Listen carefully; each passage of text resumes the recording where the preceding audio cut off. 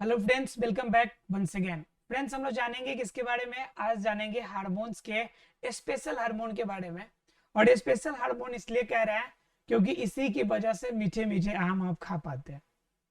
इसी की वजह से आपको पके आम आपको खाने को मिलता है, गूदेदार आम प्राप्त होते हैं।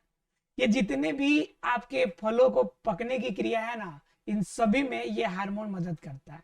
सीधे शब्दों में कहा जाए तो पकने के हार्मोन के बारे में जानना है, अर्थात कि फलों को पकाने वाले हार्मोन के बारे में जानना है। पकाने वाले हार्मोन्स के बारे में जानना है। तो फलों को पकाने वाले हार्मोन्स का मतलब क्या है? ये कौन सी हार्मोन्स है जो फलों को पकाते हैं? तो ये पकाते हैं एथिलीन गैस।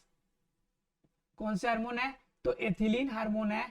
ये क्या करते हैं? यही आपका क्या करते हैं? हार्मोन्स फलों को पकाने में मदद करते हैं।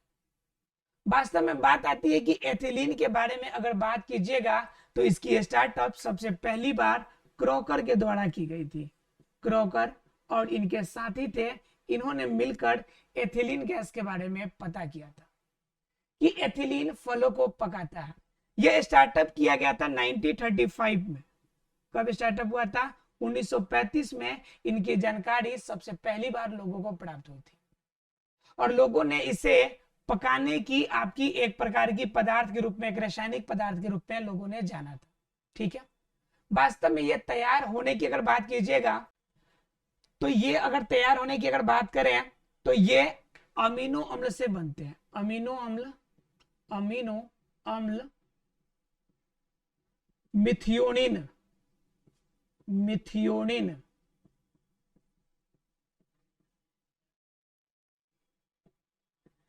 एमिनो अम्ल मिथियोनिन, इनके माध्यम से ये क्या बनता है? एथिलीन बन के तैयार होता है। ये इन्हीं के संश्लेषण, इन्हीं के द्वारा यह जो एथिलीन है वह संश्लेषित किया जाता है। क्या किया जाता है? संश्लेषित किया जाता है। और इन्हीं की संश्लेषण से पौधे के अंदर यह पकाने वाली हार्मोन्स की क्षमता में वृद्धि होती है। मतलब क्या? सीधे शब्दों में कहे तो यह पौधों के शरीर के अंदर जीर्णता को बढ़ाता है। किसकी बढ़ाता है? फल की जीर्णता को बढ़ाता है। जीर्णता का मतलब होता है फलों की आयु को घटाता है। फलों के आयु को घटाता है, आयु कम करता है। और कम करने की वजह से फल तुरंत अपनी वृद्धा अवस्था में आ जाते हैं। और वृद्धा अवस्था में आने के बाद उनके टेस्ट जो होते थोड़ा सा मीठापन आ जाता है, जिससे हम लोग क्या कहते हैं कि फल पक गया। क्या कहते हैं हम लोग? फल पक गया। तो यह क्रिया किसके द्वारा होगी? तो एथिलीन के द्वारा होगी। किसके द्वारा होगी? एथिलीन के द्वारा होगी। ठीक है। अर्थात कि जीर्णता को बढ़ाने का काम होगा, अर्थात कि फलों को पकाने वाले हार्मोन्स के बारे में। अभी तक हमने हार्मोन्स पढ़ा था कि पौधों में वृद्धि करेगा, और दूसरा हार्मोन्स एक पढ़ा था कि जिसके बारे में क्या, कि हार्मोन्स जो होंगे वह पौधे के अंदर जो वृद्धि वाले क्रिया है उनको स्लो करेगा। लेकिन आज हम ऐसे हार्मोन्स के बारे में जानेंगे जो जीर्णता को बढ़ाएगा, फल को जल्दी पकाएगा, फल को जल्दी गिराएगा। ये सभी प्रकार की क्रियाओं को करने वाला हार्मोन्स है। और उस हार्मोन्स का नाम क्या है? तो एथिलीन हार्मोन्स का नाम है। क्लियर आप लोग को? वो हार्मोन्स कौन सा है? एथिलीन हार्मोन्स है। ठीक है। चलिए जरा सा एथिलीन हार्मोन्स के बारे में प्राप्त करते हैं कि ये पाया कहाँ जाएगा। जरा आप बताइए कि पकाने वाली हार्मोन है, ये मिलेगा कहाँ पे? ठीक है, मिलेगा कहाँ पे? तो एथिलीन की अगर बात कीजिएगा तो पौधों के लगभग लगभग सभी भागों में मिलेगा। क्योंकि ये कहाँ कहाँ मिल सकते हैं, जरा समझिए। आप जरा समझिए कि मिलेगा कहाँ कहाँ पे। तब ये तो पता है आपकी फल पक रहा है, पका रहा है, तो कंफर्म हो गया कि ये फल में मिलेगा। कहाँ पे मिलेगा? पहला नंबर, यह फल में मिलेगा। कुछ ऐसे भी होते हैं जिनका बीज आप खाने के रूप में इस्तेमाल करते हैं, तो बीज में भी मिलेगा। ठीक है। इसके अलावा कुछ पतिया भी है, तो पतिया में भी इस्तेमाल होता है। मतलब कि लगभग लगभग सभी इंपोर्टेंट पार्ट में आपको देखने को मिलेगा फल, यानी कि मतलब कि ये एथिलीन मिलेगा। एथिलीन जनरली क्या करता है कि यह जितने भी मांसल वाले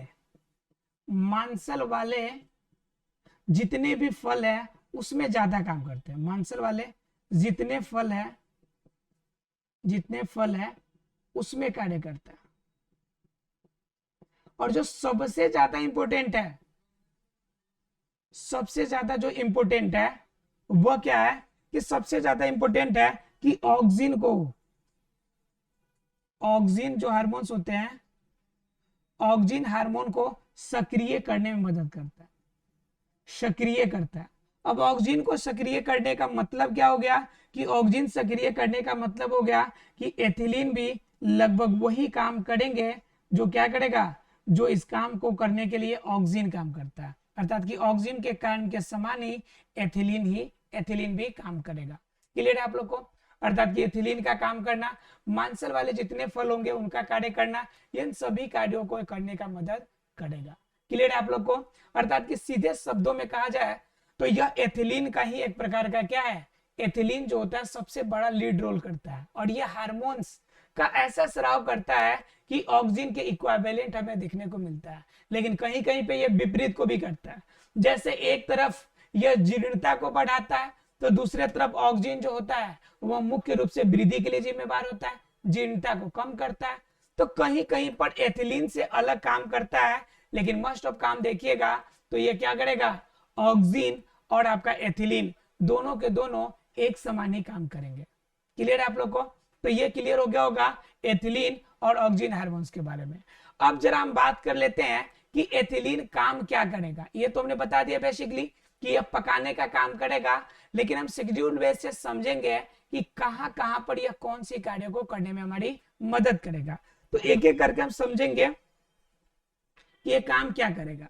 तो पहला काम जो सबसे बड़ा काम है कि पुष्पन की क्रिया में मदद करेगा। किसकी क्रिया में मदद करेगा? पुष्पन की क्रिया में मदद करेगा। अब जरा समझिए कि एथिलीन के हम कार्य की बात कर रहे हैं, एथिलीन के कार्य की बात कर रहे हैं कि यह वर्क करेगा क्या। तो फर्स्ट ऑफ ऑल ये क्या करेगा कि इसका कार्य ये होगा कि यह पुष्पन क्रिया में मदद करेगा, पुष्पन की क्रिया में। अब पुष्पन की क्रिया में मदद करने से फायदा क्या भाई?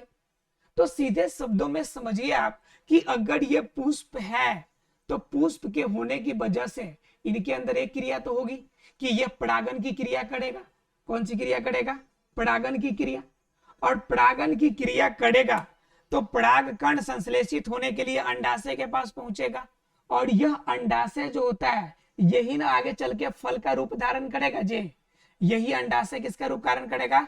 फल का रूप धारण करेगा। तो बताइए कि अंडाशय में वृद्धि होगा तब न जाके फल में वृद्धि होगा। तो अंडाशय में वृद्धि के बाद ही क्या होती है कि फल में वृद्धि होती है। इसलिए क्या होगा कि अंडाशय में वृद्धि कब होगी? जब यह आपका परागन की क्रिया होगी, और परागन की क्रिया मतलब जब फूल बनेगा। तो बताइए सीधे शब्दों में अगर कहे तो बिना पुष्प का अंडाशय हमें प्राप्त होगा क्या? तो नहीं प्राप्त होगा। और बिना अंडाशय का सामान्य रूप से मांसल वाले फल जो होंगे प्राप्त नहीं होंगे। कुछ ऐसे भी फल होते हैं जो अभिक्रिया नहीं करते, जैसे अनिषेक जनित फल। मैंने बताया था कि जिब्रेलिन्स जो होता है वह क्या करता है कि अनिषेक फल जनन में हमारी मदद करता है। तो कहने का मतलब है कि वो तो ठीक है, लेकिन यहाँ पे जो है आपका, ठीक है, यहाँ पे जो मेन काम है आपका रोल कि यहाँ पे फल जो बनने की वो मांसल वाला फल है, और मांसल वाला फल किसकी वजह से? तो अंडाशय की वजह से यह फल बनेगा। क्लियर है आप लोग को? अंडाशय से यह फल बन के तैयार होगा। क्लियर है आप लोग को? तो अगर ये पूरी बातें अगर क्लियर हो गई तो पुष्पन की क्रिया का यह पहला काम हो जाएगा। ठीक है, अर्थात कि पुष्पन यह क्या होगा? यह फर्स्ट काम होगा किसका? यह एथिलीन का, एथिलीन हार्मोन का यह पहला काम होगा पुष्पन। अगर हम बात करें कि दूसरे कार्य की, यह समझ में आ गया होगा पुष्पन क्रिया के कारण फल मिलते हैं, इस वजह से पुष्पन जरूरी हो जाता है। दूसरे नंबर पर बात करें, ठीक है, तो यहां पर विलगन की क्रिया में भी मदद करता है, विलगन की क्रिया। अब जरा समझिए कि विलगन की क्रिया में मदद क्यों करेगा। मान लीजिए कि यह पुष्प निकल भी गया, आप बताइए कि यह पुष्प जब तक नहीं झड़ेंगे तब तक यह अंडाशय विकसित होगा क्या? अंडाशय विकसित होगा? तो अंडाशय विकसित बिल्कुल भी नहीं होगा भाई। तो अंडाशय विकसित होने से पहले आप लोग देखते होंगे इस अंडाशय के ऊपर जो पुष्प है वह क्या हो जाते हैं? अलग हो जाते हैं, खत्म हो जाते हैं। तो यह विलगन का कार्य के लिए भी क्या होता है? कौन जिम्मेवार होता है? एथिलीन जिम्मेवार होता है। इसके अलावा जहां पे पर्व निकलेंगे, अर्थात नए पौधे की पत्तियां निकल रही है, उन पौधे को अगर पत्तियां वहां पे हटेगा तब न वहां से नए पुष्प निकलेंगे, या फिर नया फल बनेगा, तो उस कंडीशन में पुष्प को भी अलग होने में मदद करता है। मतलब क्या, विलगन अर्थात कि अलगाव करने में भी इनका बहुत बड़ा रोल होता है। ठीक है, विलगन करने का मतलब अलगाव करने में बहुत बड़ा रोल करता है। और अलगाव किन चीजों की, तो पुष्प की करेगा, पतिया की करेगा, डाली की करेगा। मतलब अलग अलग रूप में यह विलगन की क्रिया को भी सूचित करेगा। बिना विलगन की क्रिया के यह भी क्या होगी, कार्य नहीं हो सकता है। इसलिए जरूरी है कि विलगन की क्रिया होनी चाहिए। तो एथिलीन के हमने क्या देख लिए, ये दूसरा काम देख लिया। पहला पुष्पन था, तो दूसरा क्या था हमारा, विलगन था। अब जरा बात कर लेते हैं तीसरे कार्य की। इसकी बात करेंगे, तीसरे कार्य की हम थोड़ा सा बात करते हैं। ठीक है, तो देखिए तीसरा कार्य क्या हो जाएगा। देखिए अब बात कर लेते, दो तो हो गए, अब तीसरा देखिए। तीसरा तो पता है कि ये पकाने वाला, फलों को पकाने वाला काम करता है, फलों को पकाने वाले हार्मोन की तरह पकाने में। तो ये फलों को पकाने में काम करता है, और ये स्पेशली किसके लिए है, तो मांसल वाले पौधों के लिए, मांसल वाले फल के लिए। और मांसल वाले अगर फल का बात कीजिएगा तो इसे हम लोग क्या कहेंगे, क्लाइमेटोरिक, क्लाइमेटोरिक।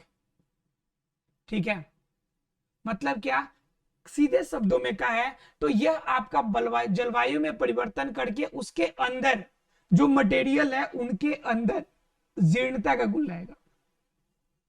क्या लाएगा, जीर्णता का गुण लाएगा।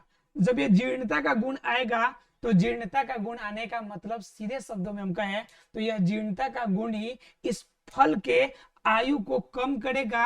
और आयु जब कम होगा, आयु जब कम होगा, तो यह आयु कम होने की वजह से यह जल्दी क्या हो जाएगा, वृद्धा अवस्था में आ जाएगा, वृद्धा अवस्था में आएगा। और यह वृद्धा अवस्था ही क्या कहलाएगा, यह फल की पकने की घटना होगी। क्या होगी, फल के पकने की घटना होगी। तो क्लियर हो गया तीसरा आपका, तीन घटनाएं क्लियर हो गई। अब जरा हम बात करेंगे चौथे घटना की। किसके बारे में बात करेंगे, चौथे की। ये तो हो गया फल पकना, इसका मेन काम था, तो ये हो गया। अब चौथे घटना की बात करेंगे। ठीक है, एक तो हो गया आपका क्या, ये अजेंडा हो गया, तो ये आपका इसमें मदद करेगा। मतलब सीधे शब्दों में कहा है तो एक इसका मुख्य काम क्या होता है, जीर्णता को बढ़ावा देने का भी, जीर्णता को बढ़ावा देना भी एक इसका एक काम हो जाएगा।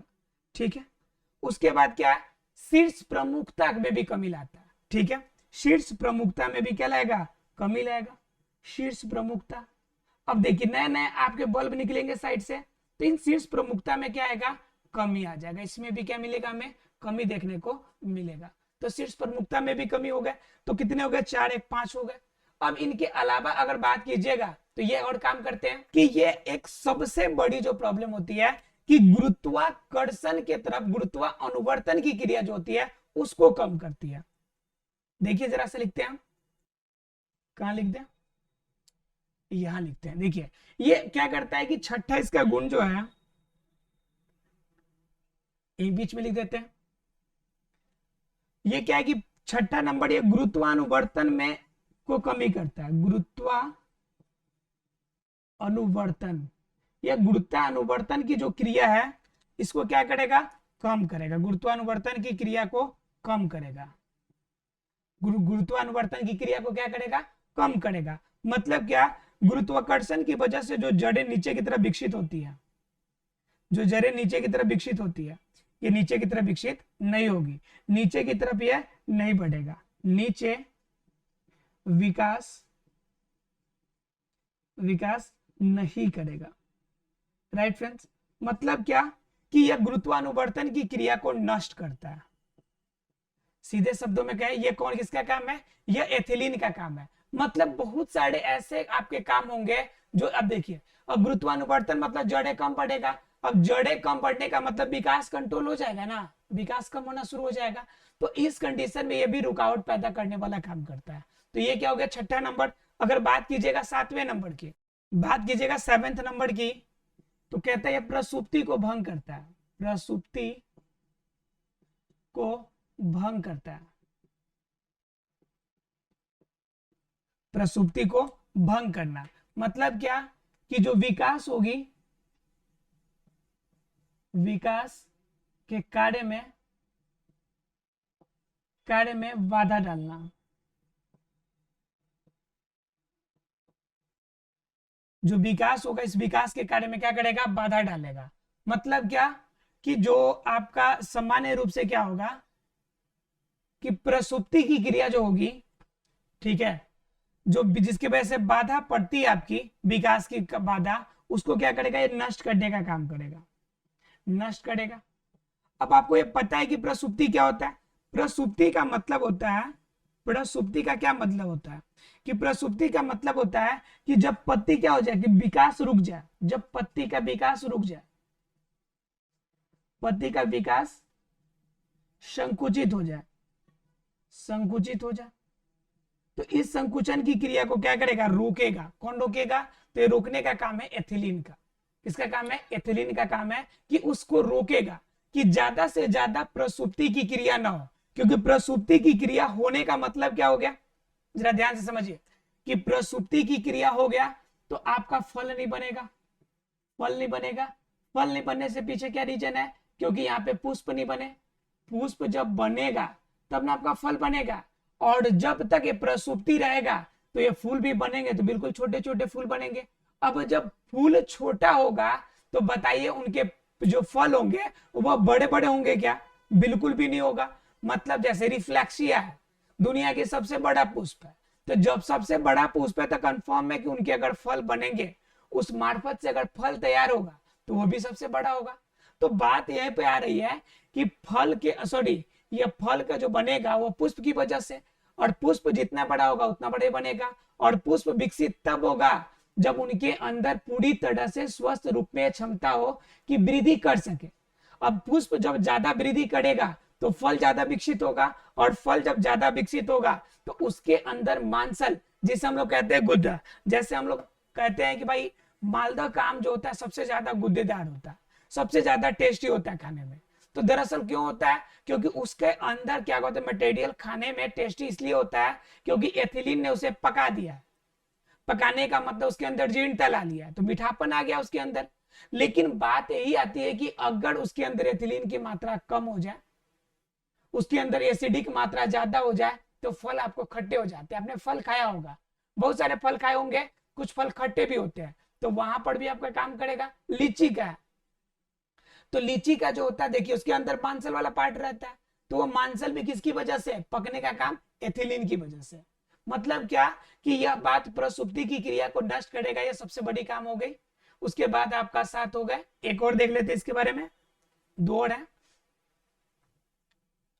7 हो गए।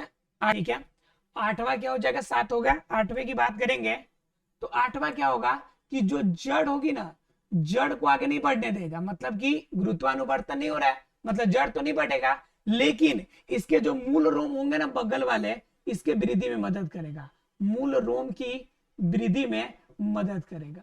ये नीचे की तरफ नहीं बढ़ने देगा, लेकिन मूल रोम की वृद्धि में मदद करेगा। ठीक है, मूल रोम की वृद्धि में मदद करेगा। तो यह जड़ के काम हो गया कि जड़ को नहीं बढ़ने देगा। ध्यान से समझिएगा इस बातों को कि जड़ के विकास में यह बाधा उत्पन्न करेगा कि जड़ ना बढ़े, लेकिन उसके साथ सटे हुए जो मूल रोम होंगे, जिनकी वजह से साइड, जैसे देखिए ऐसे जड़ें होती है ना, ये जड़ें होती नीचे की तरफ जाती हो और मूल रोम साइड में जाता है, तो क्या करेगा, इसको बढ़ने देगा, लेकिन नीचे की तरफ यह जो विकास है इस विकास को क्या करेगा, रोक देगा। ठीक है, लेकिन ये क्या होगा, ये वाला पार्ट है जो वृद्धि होगा। क्लियर है आप लोग को। चलिए अगर ये क्लियर हो गया 8, तो जरा देख लीजिए 9वां, इसका एक और है, इसको भी समझ लेते हैं हम लोग कि जो लिंग निर्धारण होता है पौधों के अंदर, पौधों के अंदर लिंग निर्धारण होता है, ये तो पता है आपको कि जब लैंगिक जनन की क्रिया होगी तो लैंगिक जनन की क्रिया क्या हो जाएगी, वह आपका बिना मेल और बिना फीमेल का नहीं होगा। तो लिंग निर्धारण मतलब कि मेल और फीमेल का डिनोशन हो जाना। तो ये क्या करेगा, ये भी आपकी मदद करता है उसमें। ये क्या करता है कि जो लिंग होगा, 9 नंबर, लिंग अभिव्यक्ति में काम करता है। तो लिंग अभिव्यक्ति का मतलब क्या, यह क्या करेगा, यह मुंह देखोल करेगा। मतलब क्या, इसमें क्या करेगा कि यह सपोर्टर ना होता है कि आपका क्या कहते हैं, जेंडर बियास कहते हैं हम लोग। इसमें क्या होता है कि जो नर वाला होगा ना, नर वाले का हेल्प नहीं करेगा, क्योंकि मरना मरता है तो मर जाए। सिर्फ जो मदा वाला होगा ना, उस मदा वाले को क्या करेगा, वृद्धि में मदद करेगा। तो इनसे क्या हो जाती है कि ज्यादा से ज्यादा फल बन के तैयार होते, जैसे खीरा है तो इन्हीं की वजह से होती है आपकी, ठीक है, जिनमें मादा का विकास ज्यादा होता है, नर का विकास कम से कम हो सकता है। तो आशा फ्रेंड्स कि आपको क्लियर हो गया होगा एथिलीन और उनसे होने वाले लाभों के बारे में। मिलते हैं अगले क्लास में अगले टॉपिक के साथ, तब तक के लिए thank you very much friends.